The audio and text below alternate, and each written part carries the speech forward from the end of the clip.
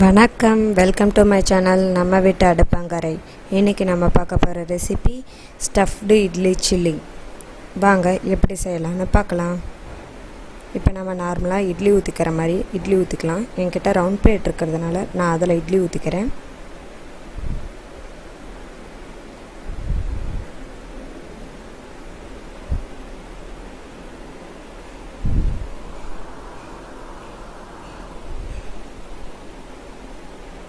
நான் இப்போ 3 இட்லி பிளேட்டில் இட்லி ஊற்றி வச்சுருக்கேன். அதை நான் இப்போ வேக வைக்க போகிறேன்.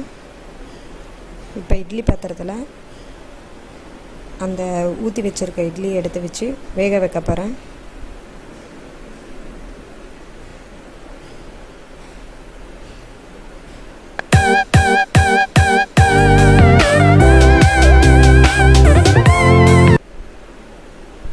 இப்போ நம்ம ஒரு கடாயில் தேவையான அளவு எண்ணெயை விட்டுக்கலாம்.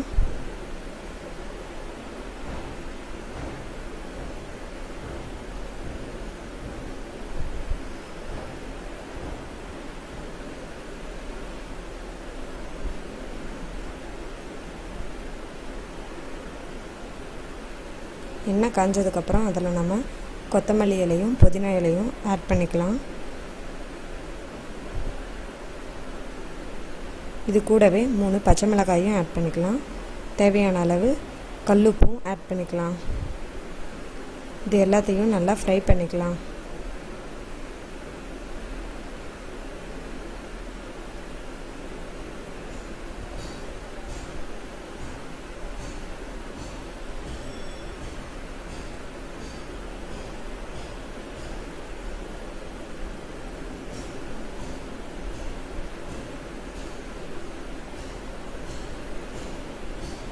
இந்த கொத்தமல்லி புதினாவோட ரா ஸ்மெல்லாம் போகிற வரைக்கும் நல்லா ஃப்ரை பண்ணிக்கலாம்.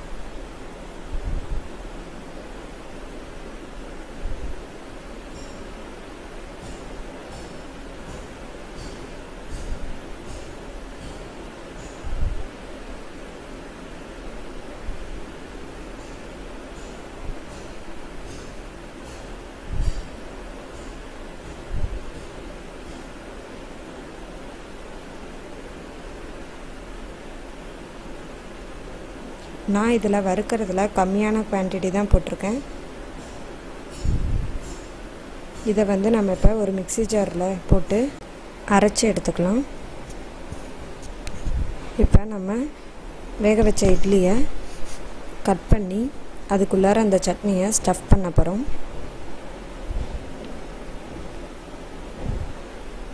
நல்லா இந்த மாதிரி சட்னியை எடுத்து இட்லிக்கு நடுவில் ஸ்டஃப் பண்ணிட்டு நல்லா கார்னர்ஸ்லாம் தடவி விட்டுக்கலாம்.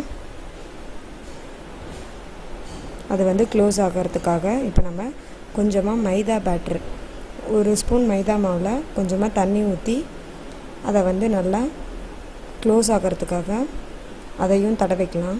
அப்போ தான் நம்மளுக்கு உள்ளார வச்சுருக்க அந்த சட்னி வெளியே வராது. இப்போ நம்ம ஹீட்டான எண்ணெயில் அந்த இட்லியை ஒன்றா போட்டு ஃப்ரை பண்ணி எடுத்துக்கலாம்.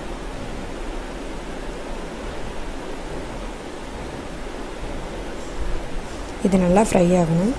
நம்ம இப்போ 2வது பக்கமும் திருப்பி விட்டு நல்லா ஃப்ரை பண்ணி எடுத்துக்கலாம். இந்த மாதிரி கோல்டன் ப்ரௌன் கலரில் அந்த இட்லி ஃப்ரை ஆகணும். இப்போ